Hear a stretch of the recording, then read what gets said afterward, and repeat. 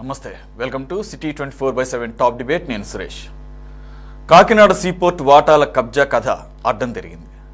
Kakinada port, Kakinada SEZ వాటాలు లాగేసుకున్న case YCP కీలక నాయకుల మెడకు చుట్టుకోవడం, సిఐడి ఈడీ ఉచ్చు బిగుస్తుండడం, తీగలాగితే డొంక కదిలే ఛాన్స్ ఉండడంతో పాటు కేసు వల్ల అరబిందో సంస్థ ప్రతిష్ట దెబ్బతినే పరిస్థితి తలెత్తడంతో ఆ కంపెనీ రాజీకి దిగొచ్చింది.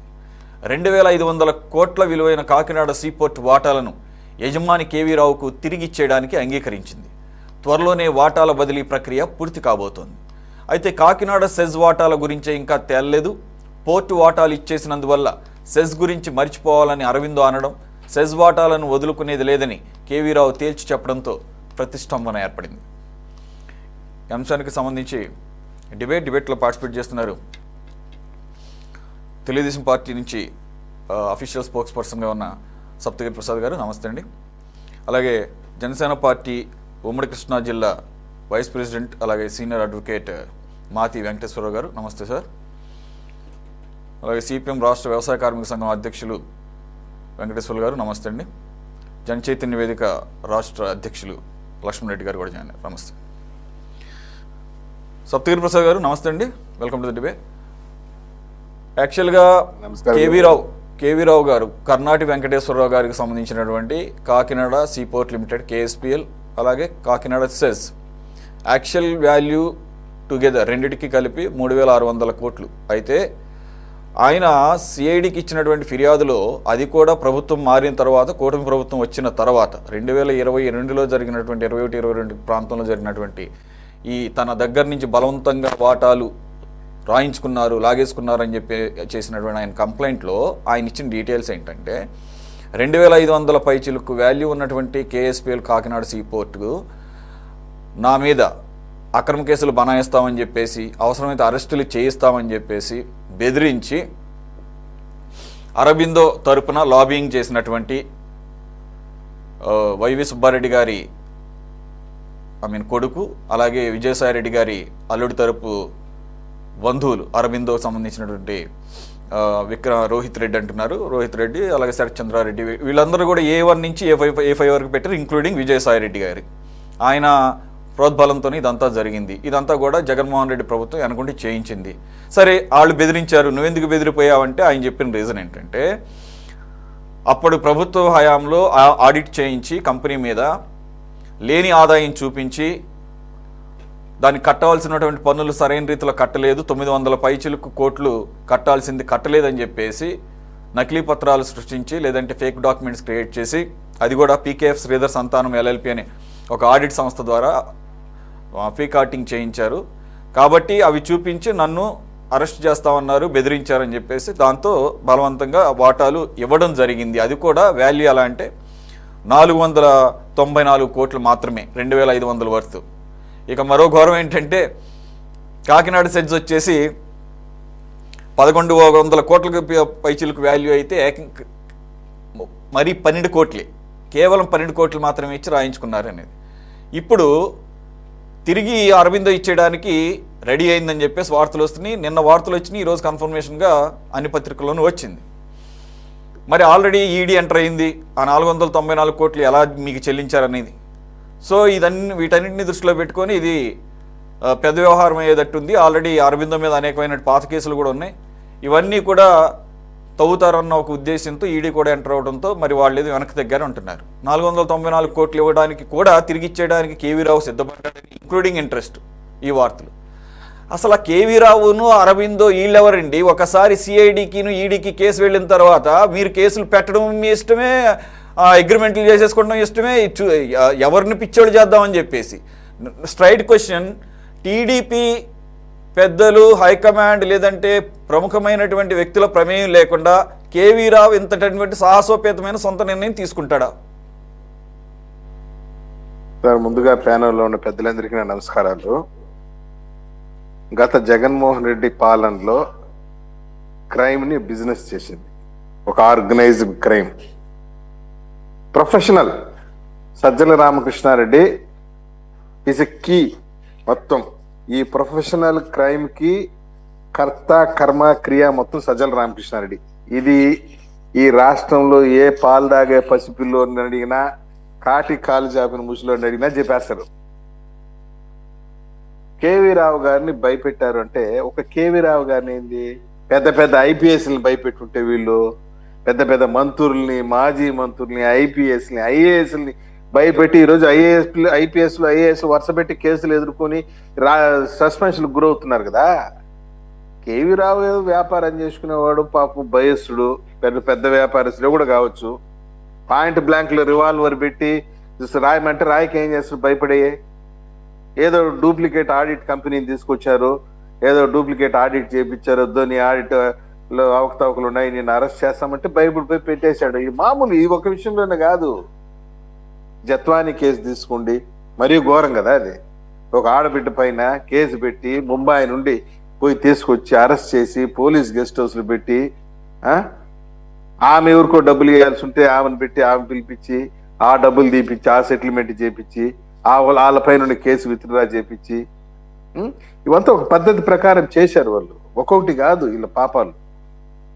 ఇంకా మీరు ఇంకొక పాయింట్ అడిగారు, కేసులు పెట్టడం మీ ఇష్టమేనా, కేసులు విత్డ్రా చేయడం మీ ఇష్టమేనా? ఎవరు చెప్పారు వాళ్ళపైన కేసులు విత్డ్రా చేసేవనేసి? సిబిసిఐడి ఏం కేసు విత్డ్రా చేయలేదే. కేవీ రావు గారు దగ్గర నుండి బలవంతంగా అరవిందోకి షేర్స్ ట్రాన్స్ఫర్ అయింది, అది ఆన్ రికార్డు. అరవిందో దగ్గర నుండి మళ్ళీ కేవీ రావు గారి కంపెనీకి షేర్స్ ట్రాన్స్ఫర్ అయిందా లేదా అని ఎస్టాబ్లిష్ కావాల్సి ఉంది. ఒకవేళ ట్రాన్స్ఫర్ అయ్యిందే కూడా అనుకుందాం, ఒక 5 నిమిషాలు అనుకుందాం, అయ్యిందా కానీ వాళ్ళిద్దరి మధ్య జరిగినటువంటి ఒప్పందానికి CBCID it will not take a cognizance. క్రైమే. వన్స్ కంప్లైంట్ ఇచ్చారు, ఎఫ్ఐఆర్ రిజిస్టర్ అయింది, క్రైమ్ ఇన్వెస్టిగేషన్ జరుగుతూ ఉంది. వాళ్ళు బిహైండ్ ద స్క్రీన్ ఏదో ఒప్పందం చేసుకుని రేపు పొద్దున్న ఇన్వెస్టిగేషన్ కి సహకరించుకుంటే మళ్ళీ అది ఇంకొక కేసు అవుతుంది. సప్తగిరి ప్రసాద్ గారు, యాక్చువల్ గా మీరు ఒక పాయింట్ అన్నారు, నేనేమి కేసులు విత్డ్రా చేసుకుంటాం మీ ఇష్టం అని. నేను ఆ మాట నేను అనలేదు, ఎందుకంటే ఆ మాత్రం నాలెడ్జ్ ఉంది. అంటే కేసులు ఎవరు కూడా సిఐడి పరిధిలోకి వెళ్ళిన తర్వాత, కేసు రిజిస్టర్ అయిన తర్వాత సిఐడి కానీ ఈడీ కానీ కేసు వాపస్ తీసుకుందామన్నా కూడా వాపస్ తీసుకునే అవకాశం కూడా ఎవరు నాకు తెలిసినంత వరకు. కానీ నేనేమంటున్నానంటే ఇక్కడ కేసు డైల్యూట్ అయిపోతుంది కదా. దీని వెనక ప్రభుత్వ పెద్దలు ఉన్నారని చెప్పేసి, ఆ ప్రభుత్వ పెద్దలు ఇంకా సీన్లోకి రాకముందే ఈ రకమైనటువంటి డీల్ కుదుర్చుకోవడం ద్వారా మరి ఏమాత్రం బెనిఫిట్ పొందే అవకాశం లేనప్పుడు అరవిందో ఎందుకు ఈరోజు రాజీకి వస్తుంది కేవీఆర్తో? కేవీఆర్ కి అరవిందోకి మధ్య బిహైండ్ ది స్క్రీన్ ఏం లాబీ జరిగిందో, ఏం ఒప్పందం జరిగిందో మా ప్రభుత్వానికి ఏం సంబంధమో రేపు ఇన్వెస్టిగేషన్ లో ఇంటరాగేషన్ లో మొత్తం బయటకు వస్తుంది. అంతే కదా, సింపుల్ కదా. ఇక్కడ ఏం అర్థం కాకపోవడానికి ఏముంది? కేవీ రావుకి అరవిందోకి మధ్య షేర్లు ట్రాన్స్ఫర్ అయ్యిందా లేదని అది ఫస్ట్ ఎవరు ఎస్టాబ్లిష్ చేశారు, ఎవరు చూశారు? ఒకవేళ అయ్యిందే కూడా అనుకోండి, ప్రభుత్వ పెద్దల హస్తం మాకెందుకు ఉంటుంది? రేపు పొద్దున ఇన్వెస్టిగేషన్ డైల్యూట్ అవుతుందని మనం ఎందుకు? ఇన్వెస్టిగేషన్ స్టార్ట్ అయ్యి 1 నెల అయింది, చూస్తారు కదా మీరు ఇంకా ముందు ఏం జరుగుతుంది. ఏం సార్ ప్రభుత్వం అంత ఆషామాషిగా ఉందో వీళ్ళ పట్ల? ఇప్పుడు ఓకే మీ పాయింట్ నాకు అర్థమైంది. విజయసాయి రెడ్డి గారిని ఎప్పుడైతే దీంట్లో ఇంప్లికేట్ చేశారో ఆయన మీడియా ముందుకు వచ్చి చాలా పెద్ద స్వరంతో చంద్రబాబు నాయుడిని, టీడీపీ ప్రభుత్వాన్ని ఇష్టారీతిని తిట్టి చివరికి ఆఖరికి ఏమన్నారంటే, ఈ కేసులో గనక ఒకవేళ కేసు వీగిపోయినా లేదంటే కనుక ఈ కేసులో మా ఇన్వాల్వ్మెంట్ ఏమీ లేదని తేలిన తర్వాత కూడా కేవీ రావునైతే నేను వదిలిపెట్టనని చెప్పేసి ఛాలెంజ్ చేశాడు. మీకు గుర్తుందో లేదో? ఎవరు? విజయసాయి రెడ్డి గారు. కేవీ రావుని ఏం చేస్తాడంటే పోయి కాళ్ళు పట్టుకుంటాడన్న గట్టిగా. కేవీ రావు కాళ్ళు ఎవరిని బ్లాక్ మెయిల్ చేస్తాడు విజయసాయి రెడ్డి. నువ్వు జైలుకు పోయి వచ్చినటువంటి పాత నేరస్తుడయా బాబు. మామూలుగా దొంగలు ఏం చేస్తారంటే, మీకు విషయం తెలుసు సార్, పోలీస్ స్టేషన్ దొంగను తీసుకొస్తే వాడు ఏం చేస్తాడంటే, ఫస్ట్ నాకు ఏ నేరం తెలియదు, నా జోలికి వస్తే నా అంతు చూస్తాను, నా వెనకాల ఎవరున్నారు తెలుసా? సో మీ పాయింట్ సప్తగిరి ప్రసాద్, నాకు అర్థమైంది మీ పాయింట్. అంటే మీడియా ముందేమో డాంబికాలు పలిగినటువంటి విజయసాయి రెడ్డి, డాంబికాలు పలిగినటువంటి Vijayasai Reddy behind the scenes మీరు అన్నట్టు కాళ్ళు పట్టేసుకున్నాడు, అందు గురించి డీల్ కుదిరింది అంటారు. వాళ్ళ కాళ్ళు పట్టుకున్నారు, చేతులు పట్టుకున్నారు, ఇంకేం పట్టుకున్నారు, మాకేం సంబంధము? నేరం జరిగింది, మేము ఇన్వెస్టిగేషన్ చేస్తున్నాం, దొంగల్ని తీసుకొచ్చి ప్రజల్లో పెడతాము. ఎందుకు వచ్చింది డౌట్? ఎవరికి డౌట్ వస్తే మేమేం చేయాలి చెప్పండి? వాళ్ళకి వాళ్ళ బుర్రలో 1,00,000 అనుమానాలు వస్తే దానికి మేమేం క్లారిఫికేషన్ ఇచ్చుకుంటాం చెప్పండి. Investigation will go head as per procedure. ఇప్పుడు జనరల్ గా దొంగను తీసుకొస్తే ఏం చేస్తుంటే దొంగ లాఠీ తీసి కొట్టక ముందు గట్టి గట్టిగా అరిచేస్తాడు, అరిచేసి గాగిత్యం చేస్తాడు, ఎందుకంటే తక్కువ కొడతారని. ఆ విధంగా విజయసాయి రెడ్డి అడుగులు ఉన్నాయి. ఇప్పుడు మమ్మల్ని బెదిరిస్తున్నాడు. ఏంటది 100 సంవత్సరాల వరకు మా ప్రభుత్వం వచ్చిన వరకు అప్పటి వరకు చంద్రబాబు నాయుడు బతుకుంటే నేను కఠిన చర్యలు తీసుకుంటాం, ఉరి తీస్తాం, గిరి తీస్తామని. ఇటువంటి విజయసాయి రెడ్డి బుడ్డ బెదిరింపులు భయపడే వాళ్ళు కాదు చంద్రబాబు నాయుడు గారు. ఇది క్రిస్టల్ క్లియర్.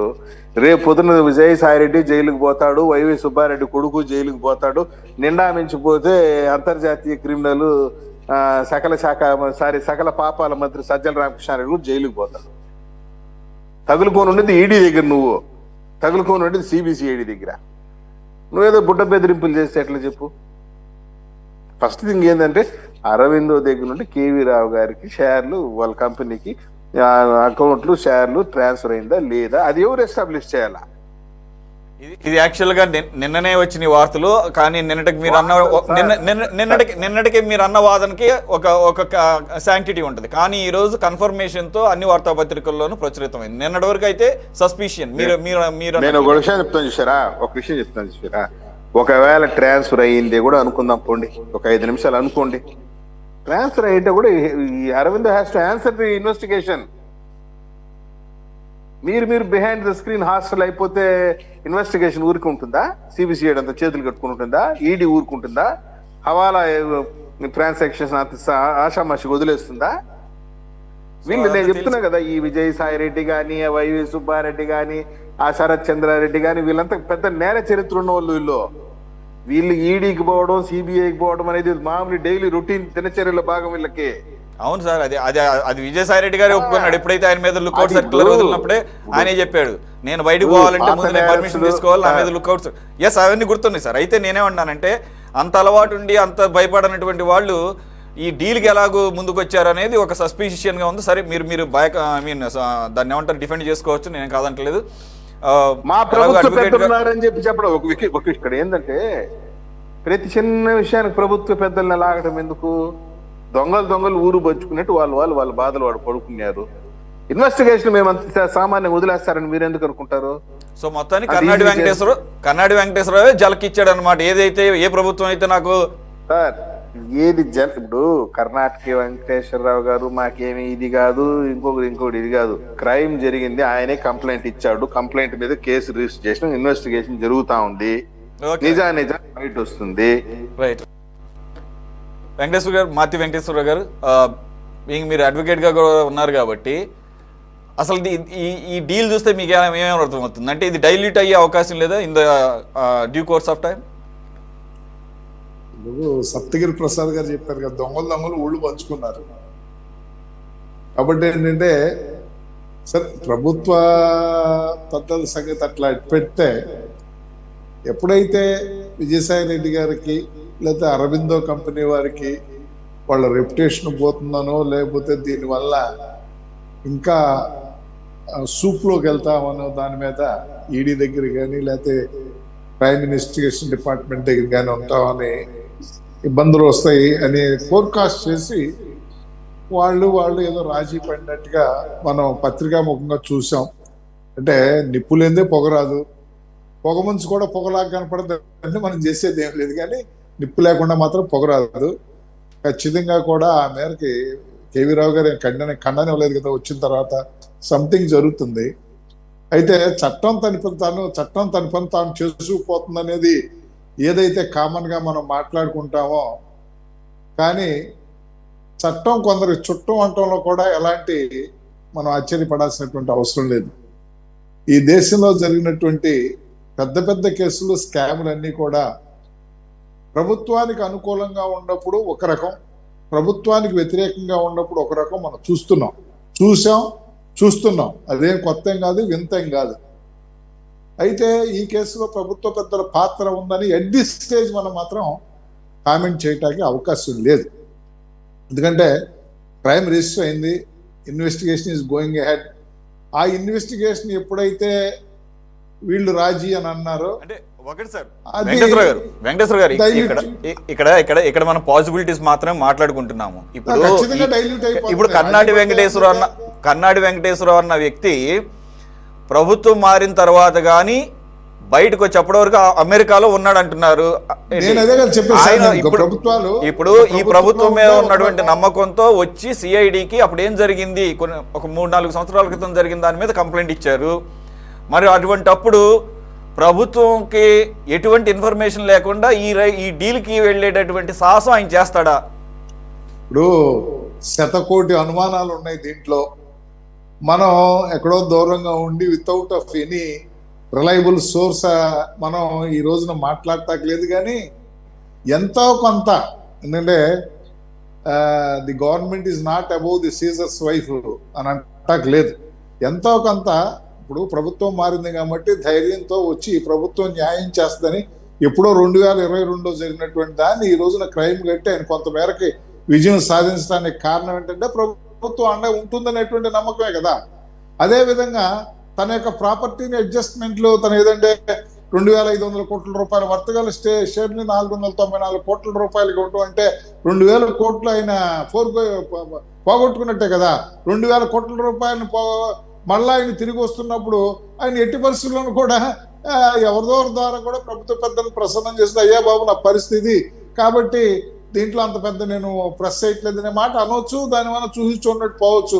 డైల్యూట్ అవటం మాత్రం ప్రభుత్వం సహకారం ఉంటే డైల్యూట్ అవటం ఎంత గొప్ప కేసు అయినా కూడా మనకి చిన్న ఉదాహరణ మన వివేకానంద రెడ్డి గారి మర్డర్ కేసులో దేశంలో అత్యున్నతమైనటువంటి నేర నిరోధకమైనటువంటి సంస్థ అయినటువంటి సిబిఐ అనేది ఈ దేశంలో అత్యున్నతమైన సంస్థ.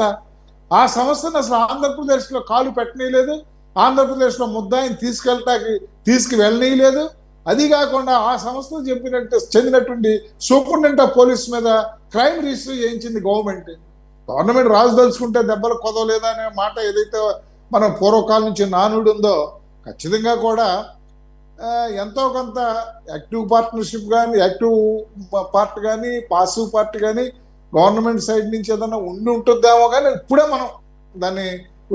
మనం ఈ దశలోనే మనం అది ఒక ప్రిమెచ్యూర్గా నిర్ణయించలేము. ఎందుకంటే నిజాలు తెలియకుండా కేవలం పత్రికా స్టేట్మెంట్ల ఆధారంగా ప్రయత్నం చేసిన మనం ప్రయాణం చేస్తే it effects the investigation or it gives some different colour. కాబట్టి ఎంచేతంటే ఇక్కడ కేవీ రావు గారు కూడా is not up to mark. KV Rao గారు ఒకటి వెంకటేశ్వర గారు ఇక్కడ పాయింట్ ఏంటంటే 4 రోజుల క్రితం ఎప్పుడైతే ఇది వెలుగులోకి వచ్చిందో మనం ఎలా షాక్ తిన్నాము అంటే అంటే ఒక పారిశ్రామికవేత్తని బెదిరించి ఏ రీతిన వాటాలు ఇంత చీప్గా అసలు చూడండి 1,100 కోట్ల రూపాయలు ఎక్కడ 12 కోట్లు ఎక్కడ సెజ్. ఇప్పుడు పాయింట్ ఏంటంటే ఈ వార్తల్లో నిజాలు కాస్త పెడితే కేఎస్పిఎల్ డీల్ వరకు ఓకే గానీ సెజ్ మాత్రం తిరిగి ఇవ్వమని చెప్పేసి అరబిందో అంటుందట. అయితే దాని మీద ఆయన పట్టుబట్టుకుని కూర్చున్నాను అంటున్నాడు. అవసరమైతే న్యాయ పోరాటం చేస్తానని అంటున్నారని వార్తలు వస్తున్నాయి. నేనేమన్నానంటే ఆ రోజు మనం ఎంత అయితే షాక్ తిన్నామో ఈ రోజు వాళ్ళిద్దరి మధ్యలో ఒక విషయంలో డీల్ కుదిరింది అన్నప్పుడు కూడా అంతే షాక్ తిన్నాం కదా. అందు గురించి మనం మాట్లాడుకోవాల్సి వస్తుంది. అవునండి, ఫక్తు బిజినెస్ మ్యాన్ అండి, ఫక్తు బిజినెస్ వాళ్ళకి ఇవన్నీ కాదు. వాళ్ళకి కావాల్సింది ఆర్థిక రూపాయి లాభమా నష్టమా, ఏ యొక్క స్టెప్ వేస్తే రూపాయి లాభం, ఏ స్టెప్ వేస్తే రూపాయి నష్టం అనేటువంటి ప్రయాణం చేస్తే. కానీ గత ప్రభుత్వంలో వీరినటువంటి సప్తగిరి ప్రసాద్ గారు చెప్పినట్టు ఆ పరిమళ జత్మల అనే విషయంలో ఒక ఆడకూతురు విషయంలో ఏదో చిన్న కేసుని పెట్టినందుకు ఆ కేసుని తీసేయటం కోసం ఎంత దరిద్రంగా నీచంగా వాళ్ళు ప్రయత్నం చేశారు. నేను ఎప్పుడు చెప్తుంటే ఏ డిబేట్లో అయినా సరే గత ప్రభుత్వ వ్యవహారాలని కానీ దాచుకో అంతే. ఓన్లీ ఫండమెంటల్ ప్రిన్సిపల్స్ అంటే దాచుకుంటాం లాక్కోవటం అంత తప్ప ఇంకోటి ఏమి లేదు. అందులో భాగంగా జరిగింది. దీంట్లో ఏంటంటే వాళ్ళు కూడా ఏం చేస్తారు తెలివిగా కూడా ఎక్కడైతే వీక్ పోల్ ఉందో, ఎక్కడైతే లూప్ హోల్స్ ఉన్నాయో వాళ్ళనే పట్టుకుని వాళ్ళ ప్రాపర్టీస్ రాయించుకునేటువంటి ప్రయత్నం జరిగినట్టుగా కొన్ని వేల సంఘటనలు ఉన్నాయి. మనకి బయటికి చెప్పుకోని కొన్ని వేల సంఘటనలు ఉన్నాయి. అందులో భాగంగానే కేవీ రావు గారు, ఎందుకంటే కేవీ రావు గారు దాన్ని ప్రొక్లైమ్ చేయటానికి కాకినాడ సీపోర్ట్ లిమిటెడ్కి చైర్మన్ అవటం కానీ తద్వారా అప్పటి గవర్నమెంట్లో సెజ్లో 12 ఎకరాల భూమిని పొందడానికి కానీ కొన్ని లూప్ హోల్స్ ఉన్నాయి. ఈ లూప్ హోల్స్ అన్ని కూడా వాళ్ళు పట్టుకుని వాళ్ళ ప్రభుత్వం వచ్చిన వాళ్ళు చేయించుకున్నారు. కాబట్టి ఏంటంటే అన్నిటికన్నా ఘోరం ఏంటంటే కామన్ మ్యాన్ యొక్క పరిస్థితిని ఆలోచించుకోకుండా వీటి మీద మనం ఎక్కువగా వెళ్ళిపోవటం. మన ఇప్పుడు అవసరం లేనప్పుడు ఎక్కువ వెళ్తున్నాం. చీకట్లో జరిగిపోయినేమో మనకు తెలియకుండా జరిగిపోతున్నాయి. దానివల్ల ప్రభుత్వానికి చెడ్డ పేరు వస్తుందో మంచి పేరు వస్తుందో తర్వాత చూద్దాం. కన్ఫర్మేషన్ సత్యగారి ప్రసాద్ గారు అన్నట్టు కన్ఫర్మేషన్ కాకుండా మనం కన్క్లూజన్ రాలేం. కానీ ఏది ఏమైనప్పటికి కూడా ఆ రోజున ఏదైతే వాటాలు తీసుకున్నప్పుడు తెలిసిన షాక్ తిన్నామో, ఈ రోజున కూడా మీరు చెప్పినట్లు ఇంత తొందరగా దీనికి ముగింపు వచ్చేస్తుందంటున్నా కూడా ఇది కూడా షాకింగ్ న్యూసే. కాలమే అన్నిటికీ పరిష్కారం, చట్టం తన చేసుకుపోద్దంటే కాలంలో మనం చూడాల్సింది తప్ప మనం దీని అంటే సప్తగిరి ప్రసాద్ గారు అన్న దానితో నేను ఏకీభవిస్తాను. వాళ్ళు ఏదో డీల్ కుదుర్చుకున్న ఒకవేళ నిజమైతే గనక ఇది ఎక్కడితో ముగింపు పలికిన డైల్యూట్ అయిపోతుంది. వాళ్ళు ఏదైనా డీల్ కుదుర్చుకుంటే డైల్యూట్ అయిపోతుంది. డైల్యూట్ కోసమే కదా వాళ్ళు ఎంత చేసేది, అనుభవించడానికి డామిట్ కదా అడ్డం తిరిగింది. కాబట్టి దాన్ని నీళ్లు చల్లాలంటే ఇంకో పద్ధతిలోకి వచ్చారు. ఆ పద్ధతిలోకి వచ్చిన తర్వాత ఏదో ఎవరి ఛానల్స్ ఎవరికి ఉన్నటువంటి వాళ్ళకి ఉంటాయి కాబట్టి డెఫినెట్ గా కేసు మాత్రం డైల్యూట్ అయిపోతుంది. దాని గురించి ప్రశ్న లేదు. ఆ పాయింట్ నేను మొదటి నుంచి మొత్తుకుంటుంది, డైల్యూట్ అనేది. లక్ష్మణరెడ్డి గారు ఇది తెలివిగా మిగిలిన అన్ని కేసుల్లోనూ ఈ రకమైనటువంటి అప్రోచ్ మనం చూడలేదు. సై అంటే సై అంటున్నారు అధికారులు కానీ రాజకీయ నాయకులు కానీ. ఇంకా అసలు మూల విరాట్ దాకా వెళ్ళలేదు ఏ కేసు కూడా. కానీ ఈ కేసు విషయంలో చివరికి ఎవరైతే ప్రభుత్వ పెద్దగా వ్యవహరిస్తున్నారో ఆయన చెప్తేనే మేము అన్నీ చేశాము అని చెప్పేసి ఆయన దాకా వెళుతుంది కాబట్టే దీనికి సిద్ధపడ్డారని ఒక అనుమానం కలుగుతుంది. మీ అబ్జర్వేషన్ సార్? గతంలో 5 సంవత్సరాల పాటు వైకాపా ప్రభుత్వం అనేక దుర్మార్గాలు అనేక పాపాలు చేసిన ఫలితంగానే ప్రభుత్వాలు మారినాయి. చంద్రబాబు నాయుడు మీదనో లోకేష్ మీదనో పవన్ కళ్యాణ్ మీద ప్రేమతో ఓట్లేసి ప్రభుత్వాన్ని మార్చుకోవాలా. జగన్ చేసిన పాపాలని ప్రజలు గమనించి తిరస్కరించి అప్పుడున్న అధికారంలోకి వచ్చే అవకాశం ఉన్న పార్టీకి ఓటేసి గెలిపించారు.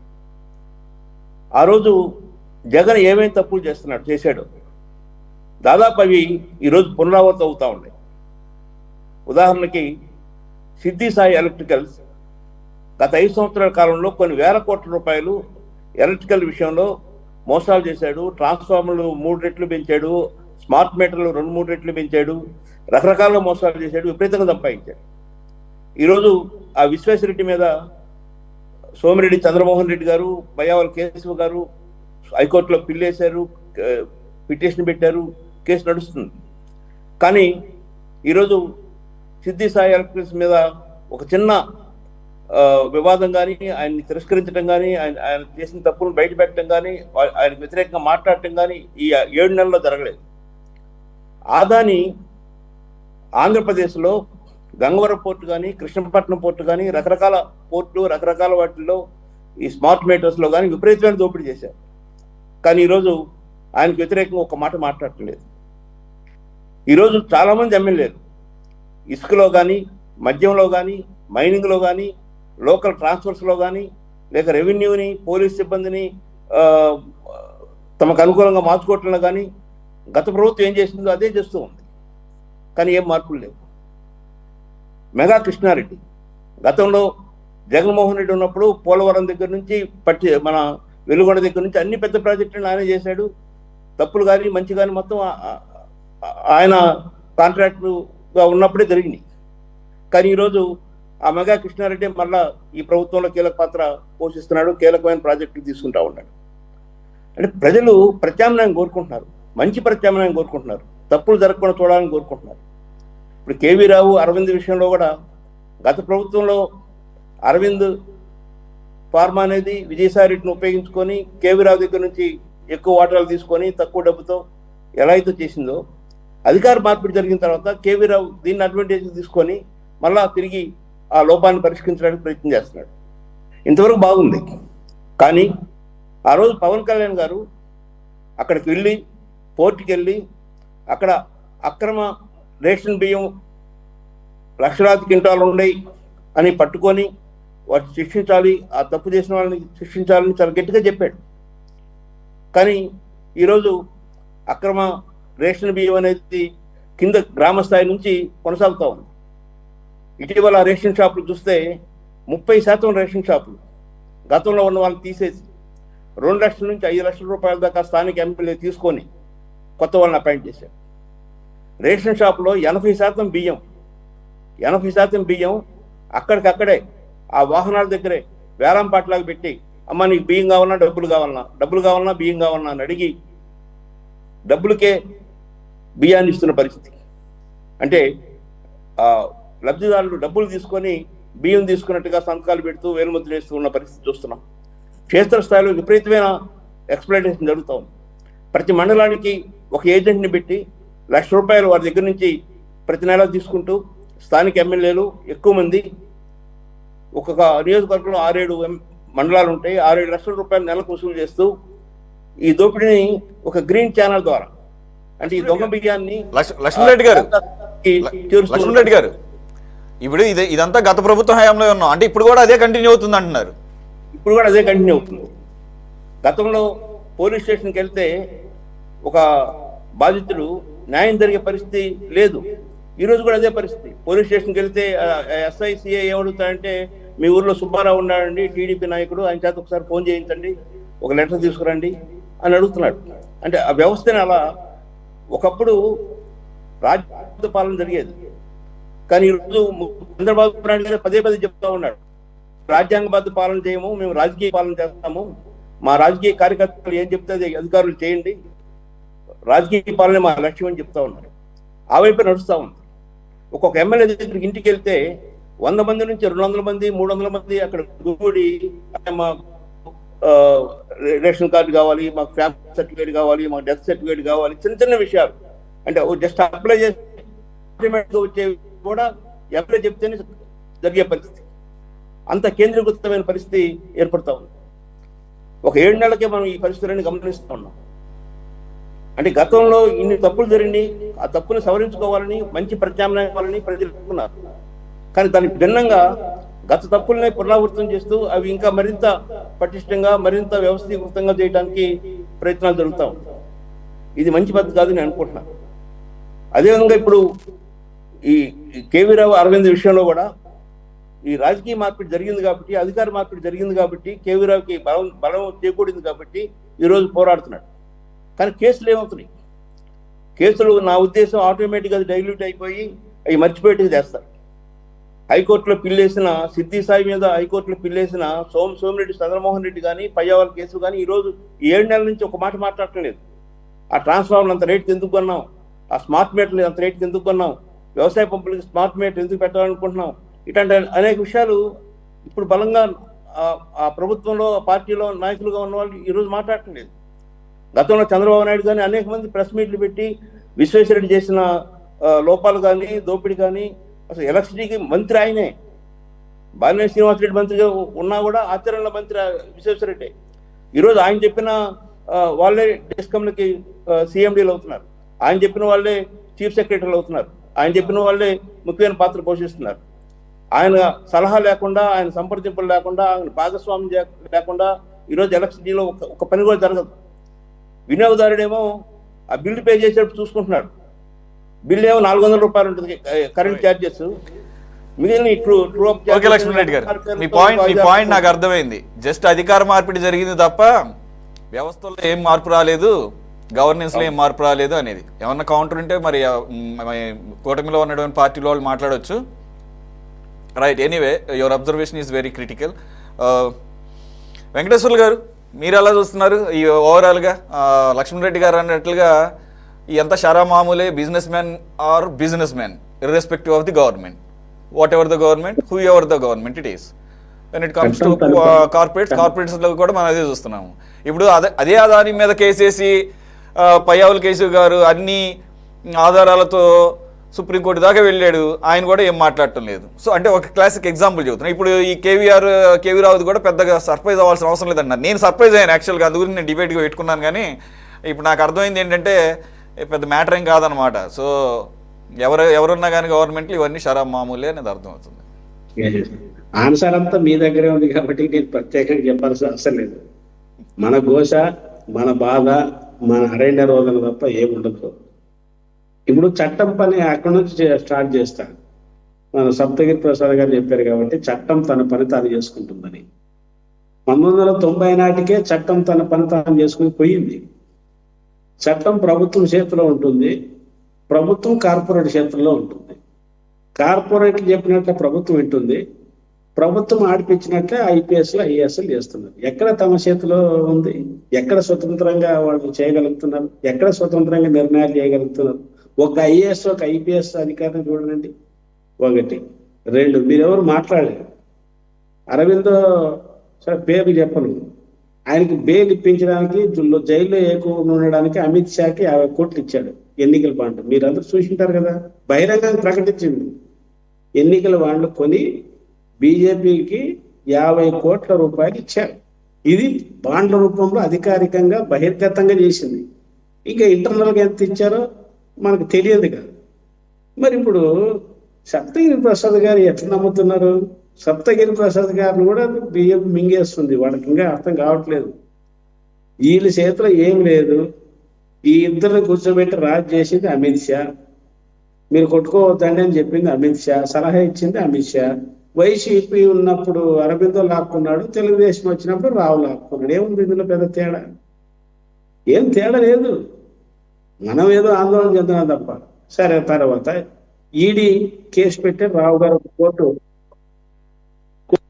కోర్టులో ఈడీకి కంప్లైంట్ చేసిన తర్వాత వాళ్ళ మీద ఎఫ్ఐఆర్ బుక్ అయింది. ఎఫ్ఐఆర్ బుక్ అయితే అది బెయిల్ ఇప్పించడానికి కోట్ల రూపాయలు డబ్బులు ఇచ్చారు, వచ్చింది. ఇప్పుడు మనోళ్ళు ఏమంటారు? చట్టం తన పని, ఈడీ తన పని తాను. ఏం చేశారండి? 1750 కోట్లు అదానితో విద్యుత్ సోలార్ ఒప్పందం చేసుకున్నటువంటి జగన్మోహన్ రెడ్డి పబ్లిక్ గా అమెరికాలో కోర్టులో ఎఫ్ఐఆర్ బుక్ అయ్యి అవినీతి ఎంత జరిగిందని ఆధారాలతో సహా అమెరికా కోర్టులో వేస్తే సురేష్ గారు వెంటనే చర్చ వేదిక పెట్టి ఎల్లుండి జగన్ని జైలుకు పంపుతారు అన్నట్లు మాట్లాడారు. ఏమైంది? ఇప్పుడు అది మర్చిపోయారు కదా. ఎక్కడైనా పవన్ కళ్యాణ్, చంద్రబాబు నాయుడు గారు ఎక్కడన్నా ఈ పదం మాట్లాడుతున్నారా? ఒకవేళ నేను చూడకపోవచ్చు, ఎందుకంటే మేము చూసినా కమ్యూనిస్టులు కనపడదు అంటుంటారు కాబట్టి ఆ పెద్దలకు తెలియాలి. ఎక్కడైనా అదానితో జగన్మోహన్ రెడ్డి ఒప్పందం చేసుకొని 1700 కోట్లు తీసుకున్నాడు, ఆయన సంగతి తెలుస్తామని చంద్రబాబు నాయుడు గారు ఎక్కడైనా మాట్లాడా? ఊగిగి రెచ్చిపోయే పవన్ కళ్యాణ్ గారు మాట్లాడారా? అంటే దీన్ని బట్ట అర్థమైంది, చంద్రబాబుని, పవన్ కళ్యాణ్, జగన్ ముగ్గురిని గుప్పెట్లో పెట్టుకుంది ఎవరు? అదాని కాదా? అదాని అమిత్ షా కాదా? ఏదో మన భ్రమ, ఏదో చేస్తుంది అవుతుంది అనేది పెద్ద ఇదంతా భ్రమ. తర్వాత ఈ అగ్రిమెంట్ సంబంధించినటువంటి ఈ డీల్ ఇప్పుడు ఇచ్చారో అని చెప్తున్నారు, వాటాలు ఇచ్చారని చెప్తున్నారు. ఇదేగా పక్కన దివీస్ గురించి మీరు మాట్లాడలే. దివీస్ కూడా ఉంది దాని పక్కన. ఇవన్నీ వాళ్ళవే. ఇప్పుడు ఈ ఉద్దేశం ఏమిటంటే, దీన్ని అధికారికంగా మనకేమో ఆధారాలు లేవనుకో, ఈ డీలు అగ్రిమెంట్ వెనుక వీళ్ళు ఉంది. పాపం ప్రసాద్ గారు అమాయకుడు, ఆయనకేం తెలుసు? వాళ్ళ పెద్దోళ్ళు చర్చించి ఫైనల్ చేశారు. ఇక రేపు మాపు అగ్రిమెంట్ కూడా అవుతుంది. మన అమిత్ షా వచ్చినప్పుడు ఇది కూడా చర్చకు వచ్చింది అనేది బయట లీక్ అయిన విషయం కూడా మీరు చూసింటారు. ఇవన్నీ తెలిసి కార్పొరేట్లు, పెట్టుబడిదారులే రాజకీయాలు నడుపుతుంటే. సార్ వెంకటేశ్వర గారు, మీరు అంటే నాకు ఒక ఇది వస్తుంది. అంటే ఇప్పుడు హోమ్ మినిస్టర్ అమిత్ షా మొన్న వచ్చారు అంటే, ఆయన అక్కడికి వెళ్ళినా కానీ మామూలుగా అడుగుతారేమో ఇక్కడ ఎవరెవరి మీద ఏమేమి ఈడీ కేసులు అంటే, నా కింద ఉన్నటువంటి ఏజెన్సీకి సంబంధించిన కేసులు ఏమున్నాయి అంటే ఆయన ఒక్క మాటతో డీల్ అన్నీ సెట్ అయిపోతాయి అనమాట, ఈడీకి సంబంధించినవి అన్నీ. అదే అఫ్కోర్స్ ఇప్పుడు సిబిఐ నిన్న రఘురామకృష్ణరాజు గారు మొత్తుకుంటున్నాడు, ఆయన సుప్రీంకోర్టు దాకా వెళ్ళి, బాబో సిబిఐను జగన్మోహన్ రెడ్డి కుమ్మక్క అయిపోయారని చెప్పేసి. చీచి వాళ్ళు ఎక్కడ కుమ్మక్కయ్యారని సుప్రీంకోర్టు అంటుంది. ఎట్లా? ఎవరు వాదనలు వాళ్ళు ఇస్తున్నారు కదా. డిశ్చార్జ్ పిటిషన్లు ఒక కొలిక్కొస్తే కానీ అసలు ట్రయల్ స్టార్ట్ కాదు. డిశ్చార్జ్ పిటిషన్లు వాదనలన్నీ వింటారు, జడ్జి మొత్తం వింటాడు, తీర్పు రిజర్వ్లో పెట్టేసి ఆయన బదిలీ అయిపోతాడంట. ఇప్పటికి 5 జడ్జిలు. ఇంత క్లియర్గా కనపడుతుంది. ఆ సిబిఐ ఎవరి కింద ఉంటుంది? హోమ్ మినిస్టర్ కింద ఉంటుంది. ఆ హోమ్ మినిస్టర్ ఎవరు? అమిత్ షా గారు. మీరు అన్నట్లుగా క్లియర్గా కనపడుతుంది సార్. మీరు చెప్తుంటే అక్కడ డాట్స్ అన్ని కనెక్ట్ అవుతున్నాయి బాగానే. అమిత్ షా గారు ఉండేదే ఈడీ కేసులకి, ఐటీ కేసులకి, ప్రతిపక్షాన్ని లొంగ తీసుకోవడానికి, రాజకీయంగా దెబ్బకొట్టడానికి, బీజేపీలోకి అందరు చేర్చుకోవడానికి ఉండేదే ఒక శకుని అమిత్ షా అని అందరికీ తెలుసు. భారతదేశ రాజకీయాల్లో ఇలాంటి వ్యక్తి ఎవడు లేడు. అమిత్ షా లాంటి వ్యక్తి ఇప్పటిదాకా లేడు. బాధాకరమైన విషయం అంటే చంద్రబాబు నాయుడు గారు అనుభవం కలిగినటువంటి వ్యక్తి, దాదాపు 4 సార్లు ముఖ్యమంత్రిగా చేశాడు, దేశ రాజకీయాల కన్వీనర్. ఆయన చూసి నాకు ఈర్ష్య, ఆయన పని చూసి అంటున్నాడంటే ఏమిటి, దీని ఎక్కడ దాకా దిగజారిపోయారు.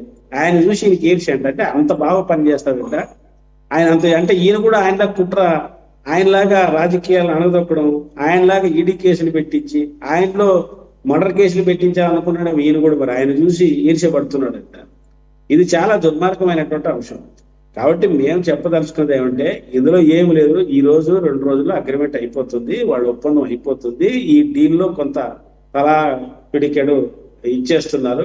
అమిత్ షా పరిష్కారం అయిపోయింది. మీరు నేను ఎల్లుండి చేతులు ముడుచుకొని ఇంకొక 10 రోజుల తర్వాత చర్చ ఉంటుంది. ఇప్పుడు అదాని చర్చ ఎట్లా పోయింది, కాకినాడ పోర్టు ఎక్కడ పోయింది, సప్తగిరి ప్రసాద్ కాకినాడ పోర్టు గురించే లేదు. పవన్ కళ్యాణ్ గారికి మా అత్తారింటికి దాటిలాగా పవర్ఫుల్ గా సముద్రంలోకి వెళ్ళొచ్చా, అందరూ ఇక చేయబోతున్నాడు పవన్ కళ్యాణ్ గారు, ఇంకా ఏదో చేయబోతున్నాడు, సృష్టించబోతున్నాడు అని నేను కూడా అనుకున్నాను. ఎక్కడ పోయిందో అర్థం కాదు. ఇవన్నీ పెట్టుబడిదారులు, కార్పొరేట్లు వాళ్ళ. సప్తగిరి ప్రసాద్ గారు ఇది కూడా కోట్ చేశారు. ప్రసాద్ గారు ఇంకొకసారి మీ టర్న్ ఇస్తాను మీకు. ఇప్పుడు కాదంబరి జత్వాని కేసును కూడా మీరు ఉదహరించారు. ఏమైపోయింది సార్ అసలు కాదంబరి జత్వాని కేసు? అసలు యాక్చువల్గా దాన్ని తీగలాగితే ఎక్కడ డొంక కదలాలంటే ముంబైలో ఉన్నటువంటి సజ్జన్ జిందాల్ డొంక కదలాలి. అప్పుడే అనుకున్నాం సరే పోనీలే, అక్కడ దాకా వీళ్ళు ఎలాగ కదిలించలేరు, అంత సాహసం చేయలేరు అని అనుకుంటే కనీసం ఇక్కడికన్నా తెగ్గొట్టారా? విద్యాసాగర్ దగ్గర కన్నా, కుక్కల విద్యాసాగర్ దగ్గర కన్నా తెగ్గొట్టారా? ఏమో ఏమైందో కూడా తెలియట్లే. అంత అక్కర్లేదండి. ఇప్పుడు రాష్ట్ర వ్యాప్తంగా రెవెన్యూ సంస్థలు పెట్టి జగన్మోహన్ రెడ్డి హయాంలో లక్షల ఎకరాలు, కోట్ల విలువ చేసే భూములు కొల్లగొట్టారు. వాళ్ళనంతా పసిగట్టి వాళ్ళనంతా బయటికి తీసి జైలుకి పంపిస్తాం అన్నారు. 45 రెవెన్యూ సంస్థలు జరిపారు. 40 రోజులు విచారణ, 90 రోజులు పోయింది, 3 నెలలు అయిపోయింది. ఒక్క రాష్ట్రంలో ఒక్క భూ కబ్జాదారు మీద కేసు పెట్టడం కానీ, ఒక్క ఎకరం బయట తీసి పేదలు పంచింది కానీ, ఒకరి మీద క్రిమినల్ కేసు పెట్టి ఎక్కడైనా పంపించింది ఎక్కడైనా మీరు చూశారా? ఇవన్నీ ప్రతిపక్షాన్ని బెదిరించడానికి, లొంగ తీసుకోవడానికి, పార్టీలో చేర్చుకోవడానికి, లేదంటే ఆ భూమి సపోర్ట్ చేయకుండా వీళ్ళు కబ్జా చేయడానికి. ఇప్పుడు అరవిందోకి కేవీరాజ్ జరిగింది ఏమిటండి? అరవింద్ ఏం చేశాడు? తనకున్న పొలపడం తీసుకొని బలవంతంగా లాక్కున్నాడు. మీరే చెప్పారు కదా, 2500 కోట్ల విలువైన వాటాలు 494 కోట్లకి, 1109 కోట్ల విలువైన వాటాలను కేవలం 12 కోట్లకి లాక్కున్నాడు. ఇప్పుడు ఏమైంది? ఏం చేశారు? కేసు పెట్టారు. ఇప్పుడు మీకు చెప్పారు పయ్యావుల కేసు గారు, చాలా గొప్ప ఆర్థికవేత్త, బ్రహ్మాండమైన నాయకుడు అన్నారు. ఆ బ్రహ్మాండమైన నాయకుడు ఎక్కడున్నాడో తెలియదు, కనీసం మాట కూడా మాట్లాడట్లేదు. ఆయన వేసిన సుప్రీంకోర్టులో నా విలువ పోతుందని కూడా బాధ లేదు. ఏం చేస్తాం? కాబట్టి ఇవి ఏమి జరగవు. మొత్తం ఈ కార్పొరేట్ వ్యవస్థ, పెట్టుబడిదారులు సర్వనాశనం చేస్తున్నారు. సెజ్ అయితే 1109 కోట్లది 12 కోట్లు మాత్రమే, చాలా చీప్ అండ్ ఏదో చవక అంటారు కదా, ఆ చవకగా కొట్టేశాడు. అది అందుకని ఎవరికి వెనక్కి ఇవ్వనంట అంటున్నాడంట, ఈయన ఇవ్వాలని పట్టుబడుతున్నాడంట. ఇవ్వడం పక్కన పెడితే సెజ్ వెనకాల 8 నుంచి 9,000 ఎకరాలు ఉన్నాయంట సార్. అసలు ఈ 1000 ఎకరాలు సెజ్జులకి ఇవ్వడం ఏంటి? వీళ్ళేమో సెజ్జులో, కాకినాడ సెజ్జులో 8,500 ఎకరాలు 2005లో రాజశేఖర్ రెడ్డి గారి హయాంలో తీసుకున్నటువంటి భూమి సెజ్జికి ఇది. ఆంధ్ర రాష్ట్రంలో 2 పంటల సారవంతమైనటువంటి ప్రాంతం కొత్తపల్లి, ఆ ప్రాంతం అది. దీనిపైన మనం పెద్ద ఎత్తున గొడవ చేసినప్పుడు చంద్రబాబు నాయుడు గారు అక్కడ పర్యటన చేసి, నేను అధికారంలోకి వచ్చిన మరుక్షణమే ఈ సెజ్జు భూములన్నీ తీసి తిరిగి రైతులకు వెనక్కిస్తానని హామీ ఇచ్చాడు. ఏరువాక చేశాడు. అధికారంలోకి వచ్చాడు. ఏమి ఆ టైంలో ఆయన ఏమి చేయలేకపోయాడు. ఈయన జగన్మోహన్ రెడ్డి గారు రమణక్కపేట ప్రాంతంలో రైతులు పోరాటం, మా అందరికీ కేసులు నాయకులు కాబట్టి చెప్తుంది. చేస్తే ఈయన నేను ఖచ్చితంగా మీకు ఇచ్చేస్తాను అని చెప్పాడు. ఈయన ఇవ్వలేదు. మరి ఇప్పటికైనా ఈయన వచ్చారు కదా, చంద్రబాబు నాయుడు గారు ఇప్పుడు వచ్చారు కదా, ఫస్ట్ వాగ్దానం చేశాడు, అదే హామీ ఇచ్చాడు. కాబట్టి 8,000 ఎకరాల్లో పోరాడితే 400 ఎకరాలు 500 ఎకరాలు అది కూడా పోర్టుకు దూరంగా ఉన్నటువంటి భూమి తప్ప ఇప్పటికి ఇవ్వలేదు. ఇప్పటికే టుడే రైతులు ఇప్పటికీ స్ట్రగుల్ చేస్తున్నారు. ఆ పోర్టు వల్ల పెద్ద ఎత్తున పొల్యూషన్ ఏర్పడింది, పంటలు దెబ్బతింటున్నాయి. వాళ్ళకి 2013 చట్టం ప్రకారంగా పరిహారం ఇవ్వలేదు, పావులో పాతకి ఇచ్చి భూములు లాక్కున్నారు. 2 పంటలు పండి 3 పంటలు పండిన సారవంతమైన భూమి వల్ల ఆహార ధాన్యాలకు సమస్య వస్తుందని ఏర్పడుతున్నారు. అదేవిధంగా షెడ్యూలు చట్టం, భారతదేశంలో ఉన్నటువంటి షెడ్యూల్లో రాజశేఖర రెడ్డి హయాంలో 104 షెడ్యూలు మన రాష్ట్రంలోనే, ఒకే ఒక షెడ్యూల్ శ్రీ సిటీ తప్ప ఎక్కడ రాష్ట్రంలో షెడ్యూల్ ఫామ్ కాలేదు, షెడ్యూల్లో పని ప్రారంభించలేదు. కానీ చట్టం కూడా ఏం చెప్పింది, షెడ్యూల్లో 5 సంవత్సరాల లోపు పరిశ్రమలు పెట్టకపోతే ఆ భూమి తిరిగి రైతులకు ఇవ్వాలని చట్టం చేసింది. ఈ పెద్ద మనిషి అమిత్ షా ఏం చేశాడు, ఈ బుద్ధిమంతుడు, ఈ ప్రజల పక్షపాత ఏం చేశాడు, 5 ఏళ్ళు కాదన్నా 10 ఏళ్ల తర్వాత పొడిగించాడు. 10 ఏళ్ల లోపు షెడ్యూల్లో పరిశ్రమలు పెట్టకపోతే ఎన్నిక ఇవ్వాలని. కాబట్టి మళ్ళీ రేపు 2 ఏళ్ల తర్వాత టైం ఉంది, మళ్ళీ దాన్ని పొడిగిస్తాడు. కాబట్టి ఈ దొంగలు ఊర్లో పంచుకున్నారా దానికంటే ఇంకొక పదం ఏమనంటే బాగుంటుంది. ఇది నేను చెప్పదలుచుకున్నాను. ఓకే, సత్యగిరి ప్రసాద్ గారు, యూ వాంట్ యాడ్ ఎనీథింగ్? చెప్పండి సార్. అదే ఇప్పుడు ప్యానెల్లో ఉన్న వాళ్ళు అందరూ కూడా వారి అభిప్రాయాలు చెప్పారు. అక్కడ ప్రభుత్వం మారినా కానీ వ్యవస్థల్లో ఏ మార్పు లేదు. అదే రకంగా అటు సబ్సిడీ బియ్యం అవ్వచ్చు, పీడిఎస్ రైస్ కానీ, లేదంటే కనుక ఈ భూములకు సంబంధించిన రెవెన్యూ సదస్సుల్లో కానీ ఎటువంటి పురోగతి లేదు. ఇది కూడా పెద్దగా ఆశ్చర్యపోవాల్సిన పని ఏం లేదు, ఇది డైల్యూట్ అయినట్లే అని చెప్పేసి. You want to counter anything? ఇప్పుడు ప్యానెల్లో కూర్చొని ఎవరికి వాళ్ళు ఏది పడితే వాళ్ళు చెప్పుకుంటూ ఉంటారు. ప్రభుత్వం చేసినటువంటి పనులు, చేసినటువంటి యాక్షన్స్, వెంకటరెడ్డి లాంటి ఐఏఎస్ ఆఫీసర్ని తీసుకొచ్చి లోపలేసినాం, జైల్లో వేసినాము. మైన్స్ శాఖ వీసీఎన్ ఎండీని, బ్రెవరేజెస్ కార్పొరేషన్ వీసీఎన్ ఎండీ, ఆయన ఎవరో సాంబశివారెడ్డి ఏదో పేరు ఉండాలి, మర్చిపోయాను నేను, తీసుకొచ్చి లోపలేసినాము. ఇన్ఫర్మేషన్ అండ్ పబ్లిక్ రిలేషన్స్ ఆయన విజయ్ కుమార్ రెడ్డి పైన కేసు నమోదు చేసినాం, ఆయన పరారీలో ఉన్నాడు. ఒక సామాన్యమైనటువంటి మహిళ జత్వాని, కాదాంబరి జత్వాని ఇచ్చిన చిన్న కంప్లైంట్ బేస్ చేసుకొని డీజీపీని సస్పెండ్ చేసినాము, ఐజీని సస్పెండ్ చేసినాము, డిఐజీని సస్పెండ్ చేసినాము. ఈ రాష్ట్ర రాజకీయ చరిత్రలో డీజీపీని సస్పెండ్ చేసి ఎఫ్ఐఆర్ నమోదు చేసిన చరిత్ర ఉందా? మేము చేశాం. ఒక సామాన్య మహిళ ఇచ్చిన కంప్లైంట్, ఒక చిన్న సినీ నటి ఇచ్చిన కంప్లైంట్ బేస్ చేసుకుని మాకేమీ అంత ఇదేముంది చెప్పండి? ఒక చిన్న సినీ నటి ఇచ్చినట్టు కంప్లైంట్ బేస్ చేసుకుని డీజీపీని సస్పెండ్ చేయాలన్న అవసరం ఏదైనా పడిందా? ఏమంత మహిళ నేను కేసుకు రావాల్సిన అవసరం ఏముంది మాకి? ఆవిడ చిన్న నట పెద్ద నట అనేది పక్కన పెడితే, సార్ చెప్పండి sir, she's a doctor, she's a professional, she's multi talented. ఇవన్నీ పక్కన పెట్టినా ఏమీ లేకపోయినా కానీ సామాన్య, మీరు అన్నట్లుగా సామాన్య మహిళ ఇచ్చిన ఆవిడికి జరిగినటువంటి అన్యాయం మామూలు అన్యాయం కాదు. ఎక్కడో ముంబైలో కదా ఇప్పుడు సామాన్య మహిళ కాబట్టి అదేదో పెద్ద క్రెడిట్, అది మీ బాధ్యత, అది బాధ్యత. ఇంకొకటి, అది సిస్టమేటిక్గా ఏదైతే ప్రభుత్వం అలాగే ఈ పోలీస్ వ్యవస్థ కాపాడాల్సినటువంటి వాళ్ళే కొల్యూడ్ అయిపోయి ఈ రకంగా ఎవడో ఒక పారిశ్రామికవేత్తను కాపాడటానికి ఎవరినైనా బలిపశువులు చేస్తాం, దేశంలో ఏ మూలన్నా కానీ లాక్కొస్తాం అనేటటువంటి ఒక వికృతమైన చర్యను చూసారా?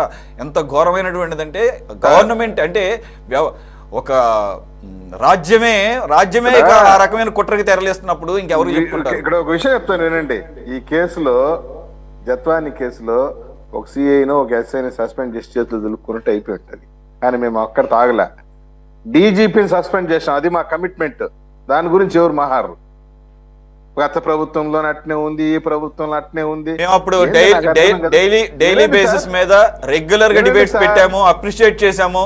కానీ ఈ మధ్య కాలంలో ఆ కేసు ఎటువంటి పురోగతి ఉందో ఏమి తెలియటం లేదు. సార్ సురేష్ సార్ వినండి సార్, అంటే 24 గంటల సేపు మేము పని పాటలన్నీ వదిలేసి, ఇప్పుడు వాళ్ళ ఉద్దేశం ఏంటంటే ఇంకా ఈ ప్రభుత్వానికి ప్రజల సంక్షేమం గురించి ఉద్యోగాలు ఇవ్వాలనో, పెన్షన్లు ఇవ్వాలనో, ఇంకొకటి చేయాలనో, ఇంకోటి, ఇవన్నీ ఏం పట్టించుకోకూడదు. మేము పరిపాలన వదిలేయాలా? 24 గంటల సేపు ఈ దొంగలు ఎంట పడతా ఉండాలి. అది కాదులేండి, దేనికి దానికి వ్యవస్థలు ఉన్నాయి. దొంగల పైన సార్ వినండి సార్ ప్లీజ్ వినండి. వీళ్ళు ఏమనుకుంటున్నారంటే, కొందరు మేమే మేధావులు, అన్ని మాకే తెలుసు, మేము చెప్పింది జరగాలి, మేము పెద్ద పెద్ద మేధావులు అనేసి వీళ్ళు ఊహించుకుంటారు, స్వయం ప్రకటిత మేధావులు. దానికి మనం ఏం చేయలేం. ప్రభుత్వం చేస్తున్నటువంటి పనులు ఇప్పుడు చూడండి, మీరు అరవింద కేసే తీసుకున్నారు. కేవీ రావు కంప్లైంట్ ఇచ్చాడు, వెంటనే ఎఫ్ఐఆర్ రిజిస్టర్ చేశాం, కేసు ఇన్వెస్టిగేషన్ జరుగుతూ ఉంది, అరెస్ట్ల వరకు కూడా పోతుంది. ఈ లోపల బిహైండ్ ది స్క్రీన్ అరవిందో రాజీ పడి పూసినాడు అని చెప్పి మీరు చెప్తున్నారు, వార్తలు వస్తా ఉన్నాయి. ఒకవేళ వాళ్ళిద్దరు రాజీ పడిపోయినా కూడా ఇన్వెస్టిగేషన్ మేము పక్కన పెట్టేసినామని ఎక్కడ చెప్పున్నామా? ఇన్వెస్టిగేషన్ అదే చెప్పేది నేను. ఎవరెవరో వాళ్ళు ఊహించుకుని వాళ్ళు మాటలు మాట్లాడుకుంటే దానికి మేమేం సమాధానం చెప్పుకుంటాం? ప్రభుత్వానికి పేరు పనులు లేవా? ఇంకో విషయం కూడా చెప్తానండి, కేవీ రావుకి డబ్బులు చేరింది అనుకున్నాం, తన వాటాలు తనకు వచ్చేసింది అని అనుకున్నాం. మేము ఎక్కడైనా చెప్పున్నాం మేము ఇన్వెస్టిగేషన్ డైల్యూట్ చేస్తాము, మేము సర్దుకుంటాం. పైగా ఇంకొక మాట అంటారు కొందరు, ఏం మాట్లాడతారంటే వీళ్ళే ఏదో మంచం కింద ఉండి విన్నట్టు, వీళ్ళే ఏదో బాత్రూమ్ లో దూరి తొంగి చూసినట్టు. అలా కాదులేండి, అట్లా వేగ్గా తీసేయడం కాదు, వేగ్గా తీసేయడం కాదు సార్. మాకు సవాలు. సరే సార్, ఇప్పుడు మీరు argument, you can put your argument. అయితే ఆర్గ్యుమెంట్ కాదు, నేను చెప్పేది ఏంటంటే ఇప్పుడు ఎటువంటి ప్రయోజనం లేకుండా. సార్ వినండి సార్, ప్లీజ్ వినండి సార్, ప్లీజ్ వినండి, నన్ను మాట్లాడినప్పుడు. ఏదైనా ఒక స్టేట్మెంట్ ఇచ్చేటప్పుడు బాధ్యత గల పదవుల్లో ఉండే వాళ్ళపైన 1-2 సార్లు ఆలోచించి మాట్లాడండి. అమిత్ షా గారికి ఏం ముట్టింది, అమిత్ షా గారు వచ్చి డీల్ చేసిపోయాడు, డబ్బులు చేరింది, ప్రభుత్వ పెద్దలకి వాటాలు ముట్టింది. ఎవరు చూశారు ప్రభుత్వ పెద్దలకు వాటాలు ముట్టిందని? నేను కూడా చెప్తానబ్బా, మీకు కూడా ముట్టింది అంటాను. ఇప్పుడు ఓకే సార్, ఇప్పుడు ఇది పక్కన పెడదాం. అరబిందోకి సంబంధించిన శరత్ చంద్రారెడ్డి ఇది లిక్కర్ కేసులో బెయిల్ మీద బయటకు వచ్చిన కొద్ది రోజుల్లోనే 57 కోట్ల నుంచి 60 కోట్ల వరకు బీజేపీకి ఎలక్టరల్ బాండ్స్ ఉన్నాయి. అది క్లియర్. అది కాబట్టి ఇవన్నీ క్లియర్ గా కనపడుతుంది, ఎంత కాదనుకున్నా కానీ. సార్ వినండి సార్, శరత్ చంద్రారెడ్డి దొంగతనంగా డబ్బు ఇస్తే తప్పు, ఓపెన్ గా ఎలక్ట్రల్ బాండ్స్ ఇచ్చాడు కదా, తప్పేముంది? అదే ఆయన ఇచ్చాడు, వాళ్ళు తీసుకున్నారు. అదే లీగలైజ్. వినండి సార్, వినండి.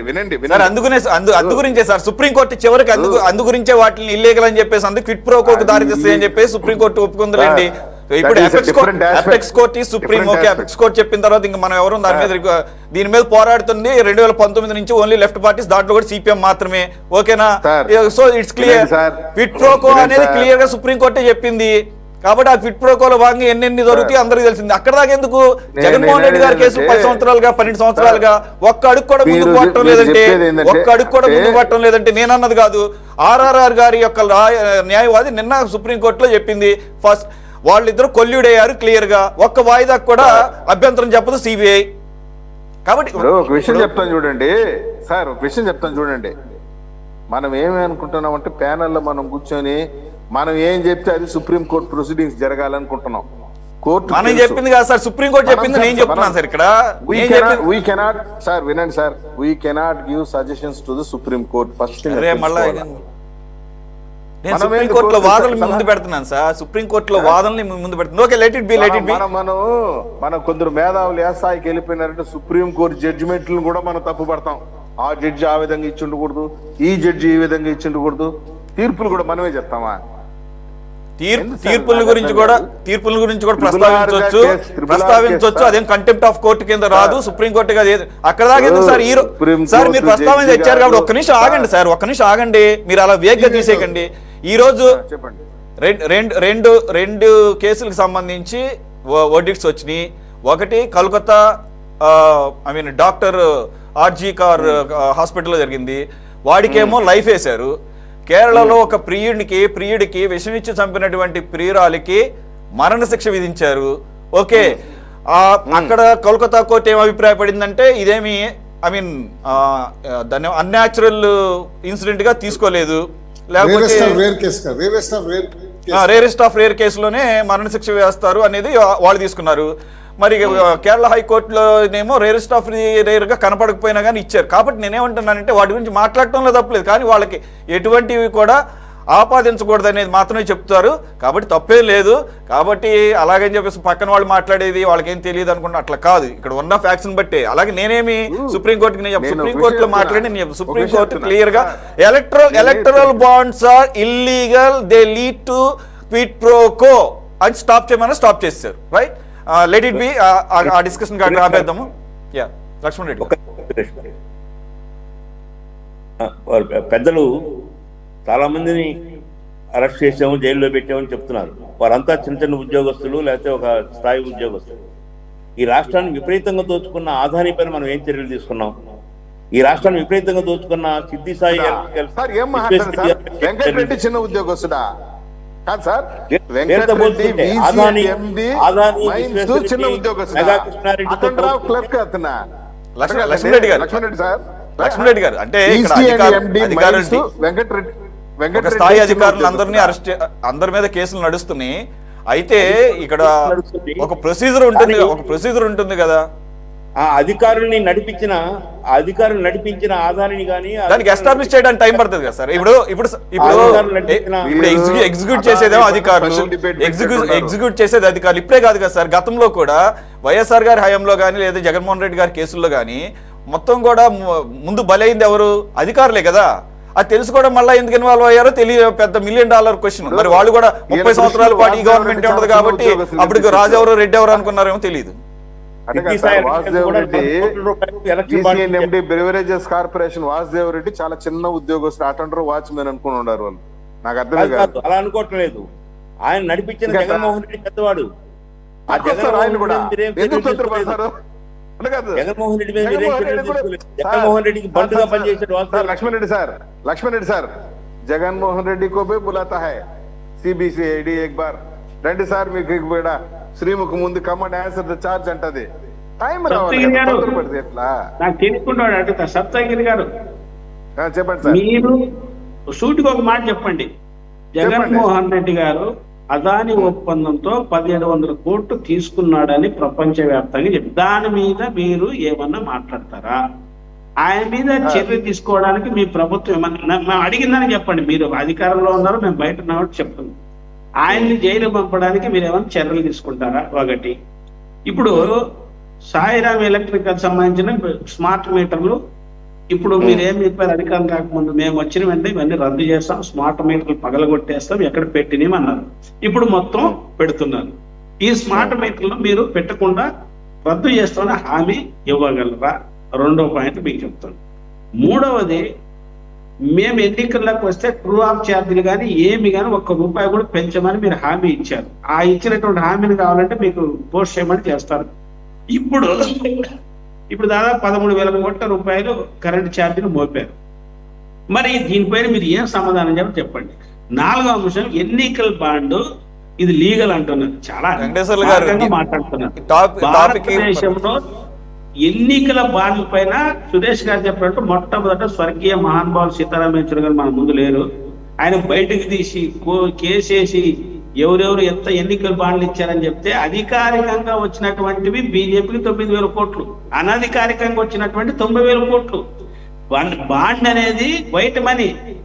సప్తగిరి గారు, మీరు పెద్దవాళ్ళు, మీరు అర్థం చేసుకోండి. ఎలక్ట్రానిక్ బాండ్ అనేది వైట్ మనీ, చెప్పండి.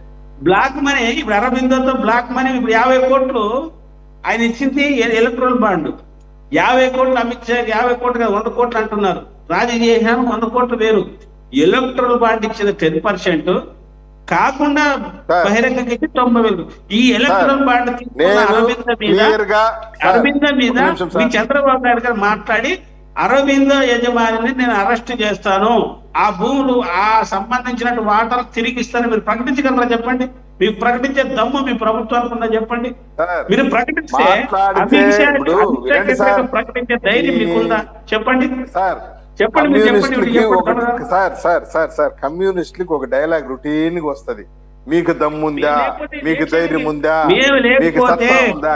ఈ రాష్ట్రాన్ని మళ్ళా విజయం మీరు 420 తీసుకెళ్తున్నారు. ఆనాడు విజయం 2020 అన్నారు, మళ్ళీ విజయం 2020 అంటున్నారు. మేము లేకపోతే ఈ రాష్ట్రం నాశనం. మేమున్నాం కాబట్టి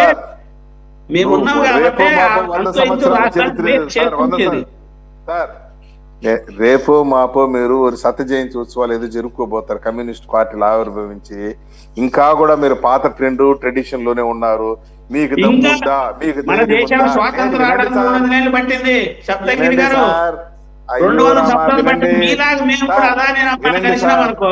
రేపే మేము కూడా ఒక 50 సీట్లు గెలుస్తాం.